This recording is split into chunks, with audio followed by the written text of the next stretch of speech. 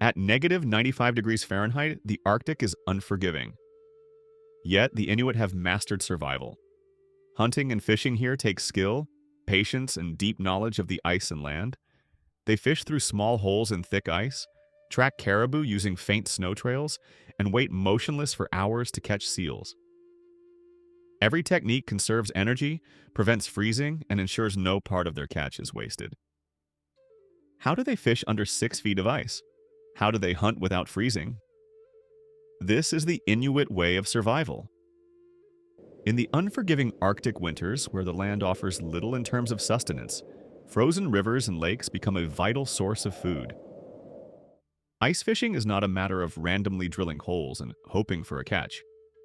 The Inuit have developed a refined system based on generations of observation and understanding of underwater landscapes.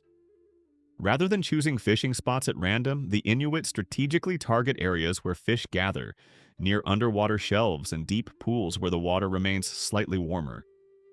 These locations provide an increased chance of catching fish even in the dead of winter. Through careful observation and an understanding of the fish's behavior, they determine the best locations to set their fishing holes, ensuring maximum efficiency with minimal effort. Before modern devices simplified the process, Inuit fishermen used a toque, a heavy ice chisel, to break through ice as thick as 6 feet. Instead of making large holes which would freeze over quickly, they cut small openings just big enough to pull a fish through. This method conserved valuable energy and prevented heat loss from the water below. The smaller hole also minimized disturbances that could scare fish away, making the fishing process more effective. Timing was another crucial factor. Fish in near-freezing waters remain surprisingly active, moving at about 80% of their usual pace. By tracking tidal patterns and moon phases, the Inuit identified the most effective times to fish.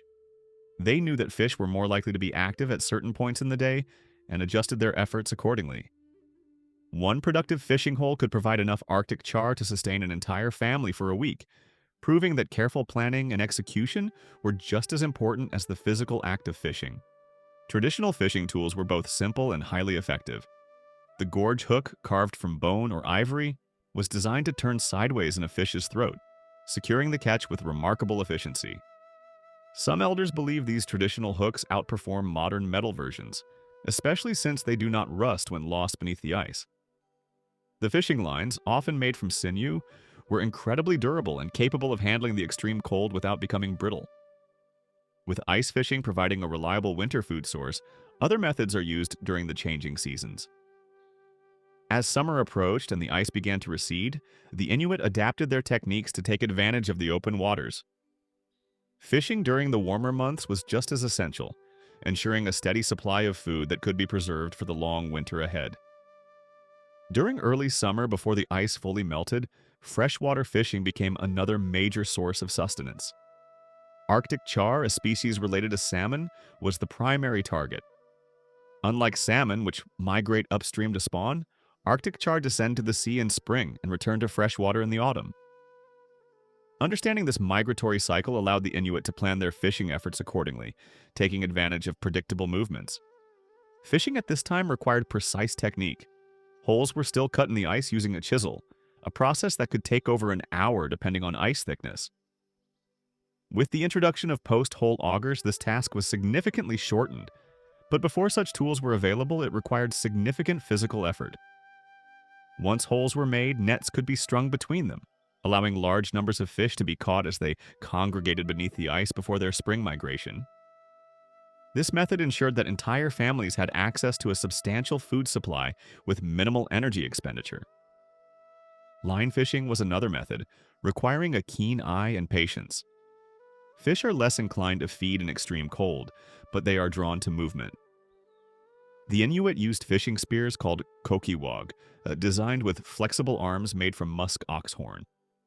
When a fish was struck, these arms would bend inward, securing the catch.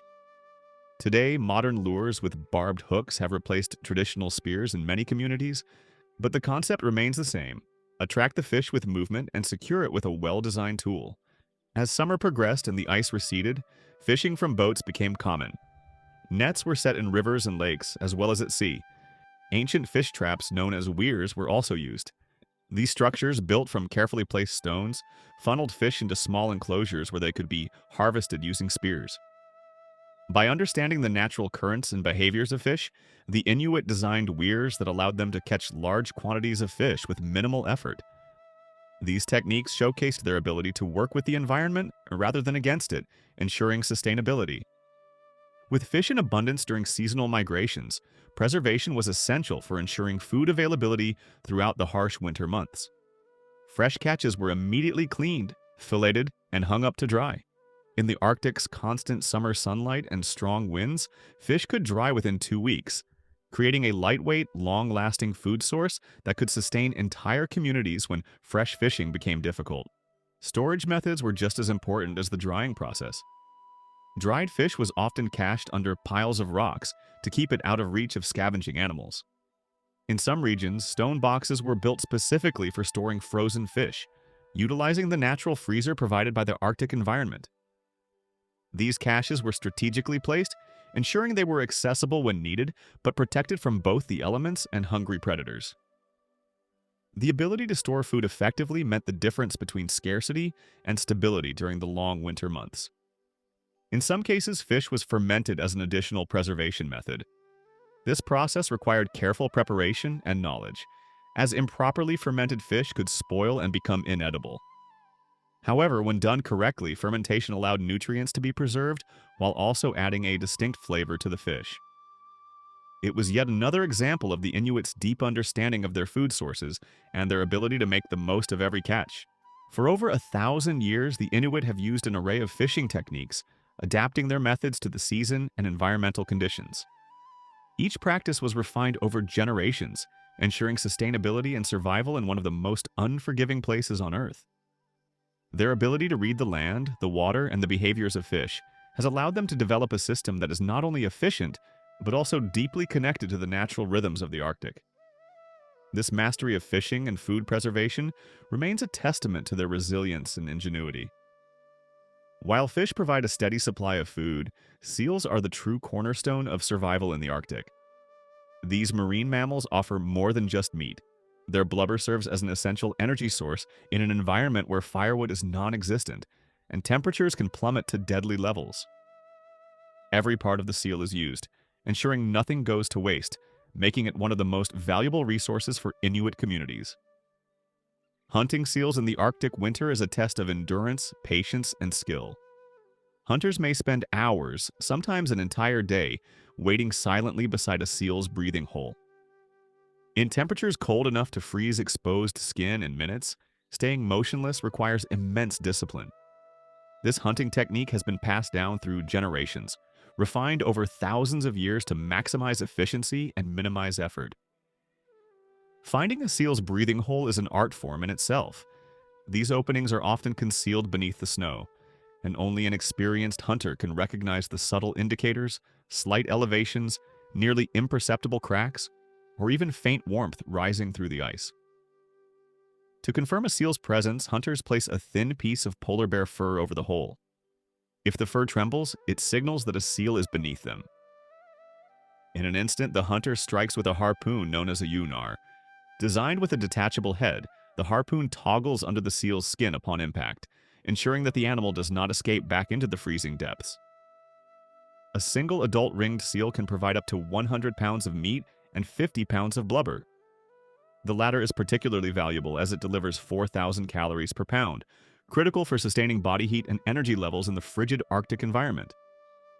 Beyond its caloric value, seal blubber is rendered into oil, which is used for heating, lighting, and even waterproofing clothing.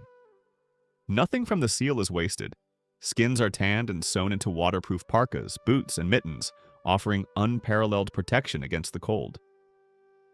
Intestines are carefully cleaned and stretched to create translucent windows for igloos. Even the flippers, often overlooked, are preserved as food. Sled dogs, crucial for transportation in the Arctic, are also fed parts of the seal, ensuring that the entire community, both human and canine, benefits from the hunt. Seal hunting is more than a means of sustenance. It is a tradition deeply woven into the fabric of Inuit identity. The knowledge of hunting techniques, butchering methods, and preservation strategies is passed down through generations. Hunting seals provides not only food but also vital materials for clothing, tools, and trade. For centuries, Inuit art has depicted the seal hunt, capturing its importance in sculptures, drawings, and prints, reflecting the central role it plays in daily life. Various species of seals, including harp seals, ringed seals, and bearded seals, are hunted throughout the year, but the prime season is spring. During this time, seals surface more frequently to breathe, offering hunters a better chance of success. Inuit hunters rely on their deep understanding of the animal's behavior, the ice conditions, and the weather to determine the best time and location to hunt. This knowledge, built on experience and observation, ensures sustainable hunting practices that align with the natural rhythms of the Arctic ecosystem. Unlike commercial hunts, Inuit seal hunting is done on a much smaller scale and follows principles of sustainability. Indigenous hunters take only what is needed, ensuring that seal populations remain stable. Despite these ethical practices, market restrictions have significantly impacted Inuit communities, limiting their ability to sell seal pelts and other byproducts. To counter these misconceptions, Inuit groups have taken to social media and public platforms to reclaim the narrative, advocating for their right to hunt as a matter of cultural survival and food security. As the Arctic landscape changes with the seasons, so too do hunting techniques. In October, as daylight hours shorten and the ice thickens, hunters set out in pursuit of seals. Nets are strategically placed beneath the ice, using knowledge passed down through generations to select the most productive locations. A well-placed net can yield multiple seals in a single week, providing an essential supply of meat for the long winter months. Once deep winter sets in, the ice becomes too thick for nets, and the hunt becomes more challenging. At this stage, hunters rely on stalking techniques, mimicking the behavior of polar bears to approach seals undetected. A blind made of white cloth is used to camouflage the hunter as they crawl along the ice. The rifle muzzle protrudes through a small opening, allowing the hunter to take a precise shot without startling the seal. Accuracy is crucial. If a shot is poorly placed, the seal may escape through its breathing hole, making recovery impossible. Modern tools such as rifles and snowmobiles have supplemented traditional methods, but the core principles remain the same. In many cases, snowmobiles are used to locate breathing holes, after which hunters retreat to a distance, allowing the noise to dissipate. As the seals begin to resurface, hunters move in silently, waiting for the perfect moment to strike. The combination of patience, skill, and environmental awareness makes seal hunting one of the most demanding yet vital practices for Arctic survival. While seals and fish provide essential sustenance, caribou are a game changer for Inuit survival. A single successful hunt can yield up to 150 pounds of meat, enough to sustain a family for weeks. Caribou meat is not only a vital food source, but also a critical provider of fat, sinew, and hide, materials essential for warmth, tools, and clothing. But tracking and hunting these massive animals in near total darkness and extreme cold requires an unparalleled level of skill, honed over generations. The Inuit have mastered the ability to read the Arctic landscape, understanding the subtle clues left behind by caribou herds. Unlike many animals, caribou dig through the snow to reach the vegetation beneath, leaving behind distinctive craters that experienced hunters can easily recognize. Their hoofprints, the age of broken twigs, and even the way the snow is disturbed all provide valuable information about the herd's location and movement. These indicators, combined with knowledge of weather patterns and migration routes, allow hunters to predict where caribou will travel next. Caribou migrate vast distances throughout the year, following well-worn seasonal paths between feeding grounds. Inuit hunters use this knowledge to their advantage, setting up hunting points along these routes. By positioning themselves strategically, they can intercept the herds as they pass, increasing the likelihood of a successful hunt while conserving energy in the harsh environment. Historically, caribou were hunted using bows, arrows, and spears, often in communal efforts. Hunters built stone piles to create barriers that would steer the animals toward specific locations, such as river crossings, where waiting hunters in kayaks or canoes could spear them with precision. In open spaces, fences and enclosures were constructed to guide herds into controlled areas where they could be taken down more efficiently. Some hunters also used snow pits baited with urine to lure caribou into a vulnerable position, making them easier to kill. With the arrival of firearms, hunting methods evolved. Rifles made it possible to hunt from a distance, reducing the physical exertion required. However, the core principles of Inuit hunting remain unchanged: tracking, patience, and an intimate understanding of the land and its wildlife. While rifles are now commonly used, traditional knowledge still plays the most crucial role in a successful hunt. Caribou hunting is often a group effort, with families or entire communities working together. Large hunts provide enough meat to be shared, ensuring that no one in the community goes without. In some cases, herds are deliberately driven toward natural choke points, such as valleys or narrow ice corridors, where hunters can take advantage of their surroundings to maximize efficiency. Caribou are more than just a source of meat. Their hides are used to make durable, insulating clothing, such as parkas, mittens, and boots, offering protection against the extreme cold. The sinew from their tendons is transformed into strong, natural thread for sewing, while their bones and antlers are carved into tools, weapons, and intricate pieces of art. Every part of the caribou serves a purpose, ensuring that nothing goes to waste, a reflection of the Inuits' deep respect for the land and its resources. During the long Arctic winters, fresh food is scarce, making preserved caribou meat an essential survival resource. The meat is often dried or frozen, stored in caches beneath the snow or inside shelters to protect it from scavengers. This ensures a stable food supply even when hunting conditions become too dangerous due to extreme weather. While traditional tracking skills remain the foundation of caribou hunting, modern tools have been integrated to enhance efficiency. GPS devices allow hunters to pinpoint herd locations more accurately, reducing the time spent searching in the vast Arctic landscape. Snowmobiles provide faster mobility, making it easier to follow herds across long distances. In some cases, drones are even used to scout for caribou, providing aerial views that help identify movement patterns. Despite these advancements, traditional knowledge remains irreplaceable. Modern tools may assist in tracking and navigation, but understanding caribou behavior, reading snow conditions, and predicting the impact of weather changes require skills that technology alone cannot provide. Inuit hunters continue to pass down their knowledge through generations, ensuring that these techniques remain a core part of their culture and way of life. Hunting in the Arctic is unpredictable. A successful hunt may provide an abundance of food, but extreme weather, shifting migration patterns, and dangerous hunting conditions mean that fresh food is never guaranteed. To survive in such an environment, the Inuit developed sophisticated preservation techniques that ensured a stable food supply during long, harsh winters when hunting was not possible. The Arctic itself serves as a vast natural freezer, but the Inuits' ingenuity in food storage goes far beyond simply relying on the cold. One of the most remarkable preservation methods is igunak, the process of fermenting walrus meat. This technique involves placing large chunks of walrus meat into tightly sealed sealskin bags and burying them under heavy stones for months. The controlled fermentation process breaks down the meat, creating a rich source of protein and nutrients that can last throughout the winter. To outsiders, the thought of fermented meat might seem unappealing, but for the Inuit, it is a valuable survival food that provides sustenance when fresh meat is scarce. The high-fat content of walrus meat also ensures a dense calorie supply, crucial for maintaining body heat in sub-zero temperatures. Beyond fermentation, drying was another essential technique mastered by the Inuit. Freshly caught fish and meat were sliced into thin strips and left to dry in the open air. The Arctic's cold, dry winds acted as a natural dehydrator, preserving the meat while maintaining its nutritional value. The result was a nutrient-dense form of jerky that could last for months. This lightweight, portable food source was ideal for hunters and travelers, providing essential nourishment during long journeys across the frozen landscape.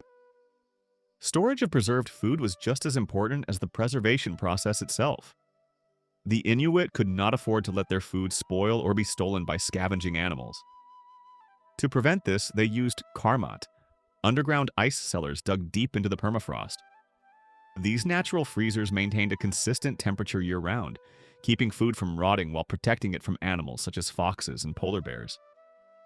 Meat, blubber, and fish were often wrapped in skins and stored in these underground caches, ensuring a steady food supply even during periods of scarcity.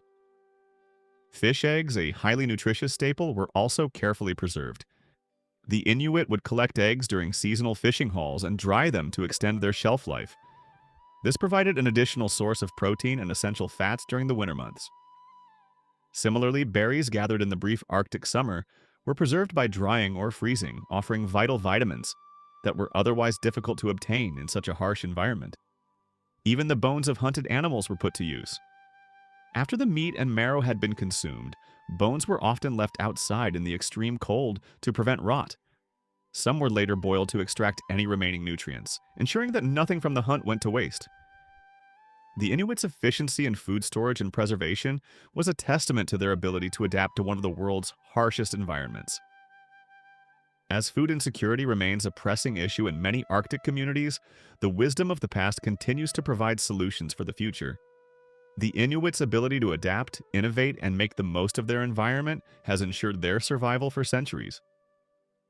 Even in the face of modern challenges, their traditional knowledge remains a powerful tool for sustaining life in one of the most extreme climates on Earth. Survival in the Arctic isn't just about catching food, it's about making full use of every single part of the animal. Modern societies waste nearly 40% of their food, but for the Inuit, wasting even a single bone could mean the difference between survival and starvation. In an environment where resources are scarce, efficiency is a necessity. One of the most prized resources is bone marrow, a nutrient-dense food source packed with over 80% fat.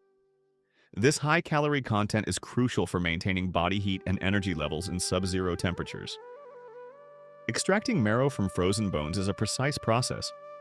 Rather than allowing bones to freeze solid and become difficult to break, hunters use stone tools or later metal implements to crack them open at specific points.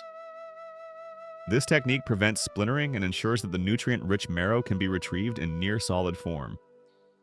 Some elders compare marrow to nature's version of butter, soft, rich, and packed with the essential fats necessary for survival. To ensure a steady food supply during storms or periods of unsuccessful hunts, bones are stored in deep snow caches, creating natural freezers that preserve marrow for weeks or even months. These caches act as emergency rations, preventing starvation when hunting conditions become too dangerous due to blizzards or extreme cold. But the Inuits' use of animals extends far beyond just consuming the meat and marrow. Every part of the animal serves a purpose, a philosophy of complete sustainability. Tendons and sinew are meticulously stripped from carcasses and dried to create strong, flexible thread for sewing clothing, moccasins, and even constructing shelters. This sinew is more durable than plant-based fibers and resistant to fraying, making it ideal for Arctic conditions. Bones, rather than being discarded, are expertly carved into tools, weapons, and even artistic objects. Large bones are fashioned into sled runners, while smaller ones become fish hooks, needles, and harpoon heads. These handcrafted tools were designed to be both lightweight and highly durable, proving invaluable for travel and hunting in the harsh terrain. Even the intestines of seals and caribou serve a critical role. Once cleaned and stretched, these materials become waterproof membranes, used in clothing, storage bags, and even as windows in igloos before glass became available. These translucent strips allow natural light to filter into shelters while keeping out wind and moisture. Seal bladders, too, are carefully preserved and inflated to serve as buoyancy aids for hunting, helping hunters track wounded seals in the water. Skins are transformed into boots, mittens, and parkas, offering unmatched insulation against the cold. Even the flippers of seals are sometimes dried and used as an additional food source. The Inuits' resourcefulness ensures that nothing, absolutely nothing, goes to waste. Every part of a hunted animal is repurposed, reflecting a deep respect for nature and an understanding that wastefulness in such an extreme environment can be fatal. The Arctic is harsh, but the Inuit have turned it into home. Their hunting and fishing skills, perfected over generations, show unmatched resilience and deep respect for the land. Want to see more incredible insights into Inuit survival? Click on our next video to dive deeper into their breathtaking way of life.